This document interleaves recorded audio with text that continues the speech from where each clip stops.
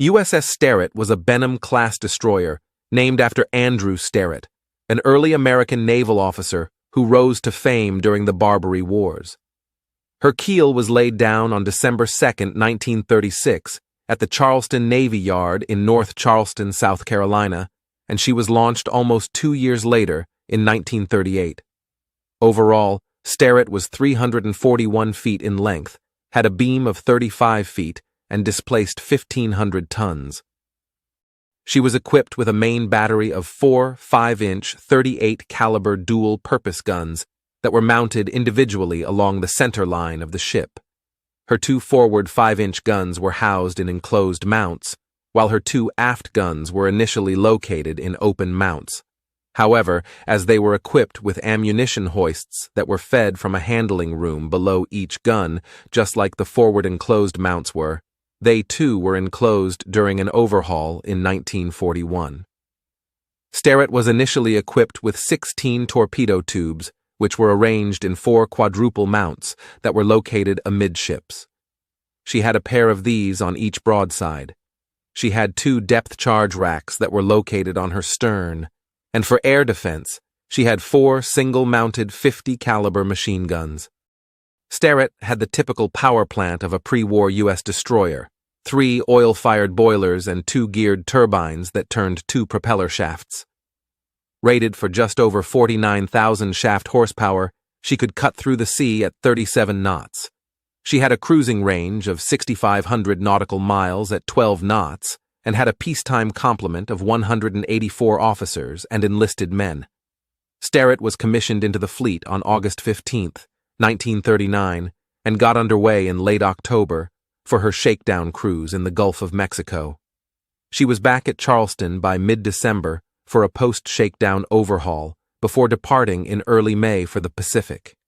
After initially operating out of San Diego, she shifted to Pearl Harbor in June 1940. Sterett remained in Hawaiian waters until May 1941, when she escorted the battleship Mississippi to Norfolk. She then screened the escort carrier Long Island during her shakedown cruise off Bermuda, and for the rest of 1941, she screened the carrier Wasp during neutrality patrols off the eastern seaboard. Sterett continued patrolling and escorting convoys off the East Coast during early 1942, before being dispatched for duty with the British Home Fleet in April as part of Wasp's screen.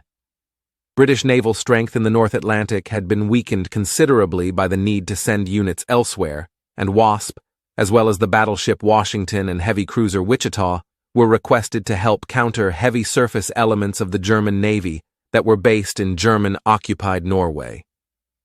While Wasp delivered RAF planes to the island of Malta in mid-April, Sterett trained with the British Home Fleet. She escorted Wasp on her second run to the embattled island in May, and afterwards, they sailed for Norfolk, where they arrived on May 27th. After a brief stay there, Sterett was underway again in early June, escorting Wasp and the battleship North Carolina to the Pacific. Sterett's task force arrived in San Diego on June 19th. North Carolina was detached and proceeded on to Pearl Harbor, while Sterett and the rest of Task Force 18 got underway for the South Pacific. After arriving in the Fiji Islands in mid-July, she began preparing for the invasion of Guadalcanal. As the invasion got underway on the morning of August 7th, Sterett was operating in Wasp's screen as the carrier's air group struck targets throughout the eastern Solomons. 3 days later, she sailed east to cover the approach of the escort carrier Long Island, who was ferrying the first Marine planes that would operate from Henderson Field on Guadalcanal. Afterwards, she rejoined Wasp's screen and remained with her until being detached on September 10th. For the next 2 months, Sterett escorted convoys to and from the Solomons, the New Hebrides, and New Caledonia. On November 4th, she joined the cruisers San Francisco and Helena in a bombardment of Japanese positions near Coley Point on Guadalcanal. She retired to Espiritu Santo 2 days later to escort another convoy, this time to Lunga Point on Guadalcanal. On the 12th, as the transports were being unloaded, they were attacked by enemy bombers. Sterett, who was in a very advantageous position among them, shot down 4 of the attackers and dodged at least 3 torpedoes. Around midday on the 12th, a Japanese surface force was spotted by Allied reconnaissance aircraft moving down through New Georgia Sound. As the sun set that evening, Sterett escorted the transports to the east and out of harm's way, before doubling back to join a hastily formed cruiser-destroyer force under the command of Rear Admiral Daniel Callahan. By 1:45 on the morning of Friday, November 13th, Sterett was plowing ahead as the third ship in Callahan's column. At 1:48, searchlights suddenly illuminated several of the ships in the U.S. battle line. The beams of light poking through the night were met immediately by fire from the U.S. line, but, owing to a confusing order from Callahan that odd ships needed to fire to starboard, and even ships to port, Sterett, who was tracking a massive target off her port bow, did not open fire as she dutifully shifted to targets off her starboard beam in accordance with Callahan's order. 2 minutes later, Sterett opened fire on the largest ship she could make out, the Japanese cruiser Nagara, which was sitting off her starboard bow at a range of 4,000 yards. Sterett then attempted to follow the destroyers Cushing and Laffey in front of her as they began a westerly turn, but she heeded the orders from Callahan to resume the northerly course. Not long after, she began taking fire from the Japanese battleship Kirishima, who was off her port beam. As she began sending 5-inch rounds in that direction, a 6-inch shell slammed into her port side and cut her steering cable, which jammed her rudder. As the battle began devolving into a chaotic, fiery maelstrom, Sterett found herself dueling a battleship while being forced to maneuver using only her engines. The destroyer behind Sterett, O'Bannon, narrowly avoided a collision with her as she raced off to the west in search of Cushing and Laffey. Sterett began heading north at flank speed and was the only vanguard destroyer to do so. At 1:55, Sterett's commanding officer, Jesse G. Coward, ordered her guns onto a group of Japanese destroyers off her starboard bow, and in short order she began registering hits on the group. Still racing north and firing at the Japanese destroyers just before 2 a.m., Sterett turned to the west in an attempt to chase down Hiei and gain a position to fire a spread of torpedoes at the battleship. At 2:05, Hiei's secondary battery began engaging Sterett as she got into position to fire her torpedoes. Numerous hits and near misses occurred, and many shells passed overhead of her. At this time, the foremast was struck, and her SC radar, emergency identification lights, and radio antennas were all damaged heavily. Sterett closed the range to about 2,000 yards and fired a spread of 4 torpedoes before peppering the battleship's superstructure with her 5-inch guns. The Naval Battle of Guadalcanal was marked by multiple instances of friendly fire between U.S. ships, especially as the battle descended into point-blank individual fights between the combatants. The identification of friend or foe became extremely difficult due to darkness, smoke, and the numbing chaos that enveloped Savo Sound that night, and it was now Sterett's turn to join that list.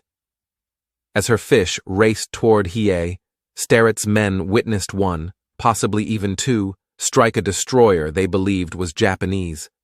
But recent work done by Robert Lundgren has uncovered information that points to it more than likely being Laffey that Sterett's men observed being hit by their torpedoes. It was the final blow for Laffey and caused her to sink in a matter of minutes.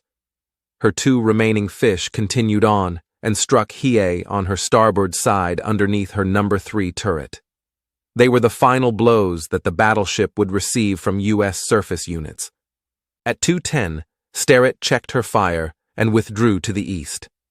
5 minutes later, her lookout spotted what they believed to be a Japanese destroyer about 1,000 yards off her starboard bow.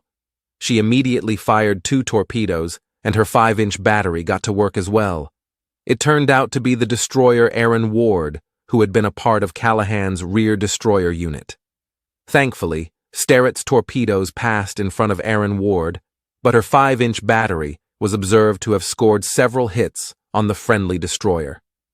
At 2:17, Sterett was still moving to the east. 5 minutes later, she was silhouetted by a ship exploding to the south and the Japanese destroyer Asagumo saw her and opened fire. Sterett was hit numerous times on her port quarter and sustained damage to both of her aft 5-inch handling rooms, which led to them being flooded along with their magazines. With only her forward 5-inch guns serviceable and her 2 remaining torpedoes unable to be fired due to shell damage, Sterett retired east, then south at high speed, where she hugged the Guadalcanal coastline, slowing from time to time when her topside fires appeared to be getting out of control. 29 of her men had been killed, and another 22 were wounded. She was awarded a Presidential Unit Citation for her actions, and Commander Coward was awarded the first of his 2 Navy Crosses. Sterett arrived in the New Hebrides on the 14th, where she received temporary repairs before departing for the Mare Island Navy Yard on the 24th, where she remained for 2 months. Her battle damage was repaired, and she received an overhaul. The gunhouses around her 2 aft 5-inch mounts were removed, making them open mounts once again, and 2 of her torpedo mounts were removed as well. The weight saved from this allowed for increases to her depth charge and light AA batteries. With her repairs and overhaul work completed, Sterett departed San Francisco for the South Pacific on February 10, 1943. Upon her return, she escorted convoys and patrolled the slot regularly during the spring and into the summer. On the evening of August 6th, Sterett was charging hard in the 2nd Division of the 6th Destroyer Task Group under the command of Commander Frederick Moosbrugger. Having been forewarned of an attempt by the Japanese to resupply their garrison at Vila on the southern end of Kolombangara Island, the U.S. task force had been sent to intercept them in Vella Gulf on the west side of the island. At 9:33 that evening, U.S. radars began tracking the Tokyo Express, 4 destroyers in all, at a range of 19,000 yards.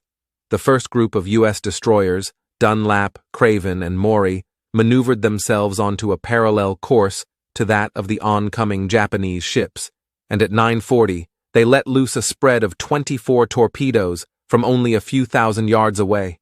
The Japanese were oblivious to the situation at hand until it was too late, and the first 3 ships in the column, Hagakaze, Arashi, and Kawakaze, were all struck by torpedoes. Meanwhile, Sterett and the other 2 U.S. destroyers, Lang and Stack, had cut across the front of the Japanese line, crossing the T of the enemy formation in the process, and opened fire with their main batteries immediately after the torpedoes of the 1st Division struck home. The 3 Japanese destroyers quickly went dead in the water and sank rapidly, with Arashi suffering a magazine explosion from a shell hit by Sterett's group. The 4th Japanese destroyer, Shigure, was also struck by a torpedo, but it passed through her rudder without detonating, allowing her to slip off into the darkness. Throughout the rest of August and into September, Sterett continued patrolling the slot. She then screened the assault forces for the invasion of Bougainville on November 1st, and between the 5th and 11th, she screened the carriers Saratoga and Princeton while their planes attacked Japanese shipping around Rabaul. Sterett screened the December 9th raid on Nauru Island before withdrawing to the New Hebrides for rest and replenishment. On January 23rd, she got underway as part of the newly created Fast Carrier Task Force.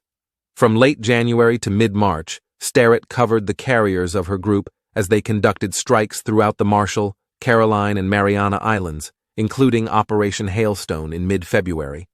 In late March, she headed to the Puget Sound Navy Yard for an overhaul. After her overhaul was completed, Sterett arrived at Majuro on May 30th, and on June 6th, she got underway with Task Group 58.4. Sterett screened the carriers of her task group as they conducted strikes throughout the Mariana and Bonin Islands and participated in the Battle of the Philippine Sea during June. Her task group continued patrolling the waters around the Marianas into late July, before steaming for Eniwetok at the end of the month, where Sterett was detached for another overhaul at Puget Sound. In early December, Sterett entered Leyte Gulf. On the 28th, she splashed a kamikaze. For the next 3 months, Sterett was assigned to convoy duty and patrolled throughout the South and Central Pacific. By April 1st, 1945, She was off the island of Okinawa with a new and unenvious job as a radar picket ship. The reason this duty was unenvious was that the U.S. ships on picket duty tended to not have long to go before being crashed into by any one of the many kamikazes hurled at them. Indeed, on April 6th, Sterett had to escort the destroyer Bennett out of the combat zone after she'd been hit hard by a kamikaze.